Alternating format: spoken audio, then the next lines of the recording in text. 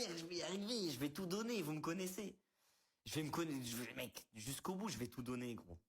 J'ai envie d'y arriver, j'ai envie d'y arriver pour moi, j'ai envie d'y arriver pour tous ceux qui croient en moi, tous ceux qui sont dans le projet à fond avec moi. Frère, j'ai envie d'y arriver, les gars. Et là, j'ai fini la grosse phase d'entraînement et je me dis, putain, va falloir pousser la porte, là, c'est bon. Va falloir y aller bientôt, quoi. Pourquoi 2 mois? C'est énorme, ouais. Bah, il y a il y a 3 semaines pour aller marcher en bas, pour marcher jusqu'en bas. T'arrives à, T'arrives au Népal, tu dois marcher 3 semaines pour t'acclimater, prendre ton temps. Parce que si là, maintenant, je prends ton corps et je le mets en haut de l'Everest, tu meurs. Mec, je te donne pas longtemps. Genre, même moi, hein, tu me prends maintenant, tu me poses là-haut, mec. T'es pas fait pour vivre là-haut. Plus tu restes en haut en altitude, ton cœur, il meurt. À partir de 6900 mètres, environ, ton corps, il commence à se dégrader et tu peux pas vivre. Ça veut dire, tu dois pas rester longtemps entre 6800, enfin 6900 et 8900 le sommet, quoi. Donc du coup, tu dois t'acclimater pendant 3 semaines. Donc moi, je vais marcher pendant 3 semaines pour m'habituer mon corps. Pour euh, pour m'habituer à l'altitude, je vais devoir monter des petits trucs à côté pour m'habituer à l'effort en altitude. Et ensuite, une fois que j'arrive en bas, je vais être au camp de base et je vais devoir faire des allers-retours entre le camp 1 qui est à 5 enfin le camp de base qui est à 5000 dans les 5000 mètres. Après tu dois aller au camp 1, ensuite tu dois aller au camp 2, ensuite tu dois redescendre au camp de base et faire que des allers-retours. Et ça dure 2 semaines, 2 semaines et demie.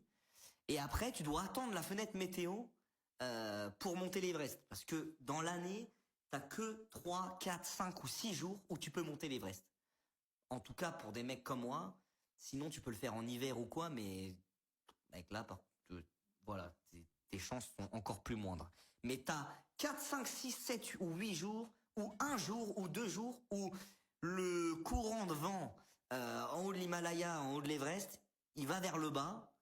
Et du coup, ça fait qu'il y a moins de vent que d'habitude. Tu vois. Sauf que, les amis, il y a un truc qu'on n'a pas enfin, que j'ai pris en compte, hein, qui est risqué, hein. Mais ça se trouve, je vais y aller, je vais pas pouvoir. Ça se trouve, je vais aller en bas, et il y aura pas cette fenêtre météo. Et je vais arriver, je pourrais faire ce que je veux, tu peux être n'importe quel alpiniste. Il y en a qui vont le faire parce que c'est des mecs qui sont encore plus expérimentés, mais ça se trouve, je dois faire demi-tour à cause de la météo. Ça serait con ou pas, les gars? Ça serait con, tu t'entraînes un an, t'arrives. Mec, bah non, y a pas de météo, gros. On se revoit l'année prochaine. Mec, une fois par an, gros. J'ai qu'une ouverture, j'ai qu'une fenêtre, faut que je la chope.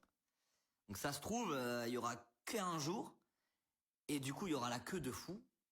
Il y a beaucoup de vidéos, je pense que vous avez dû voir à l'Everest. En fait, comme la fenêtre météo pour monter, elle est très courte, les gens, ils se jettent tous sur la première. Donc ça fait il y a des bouchons.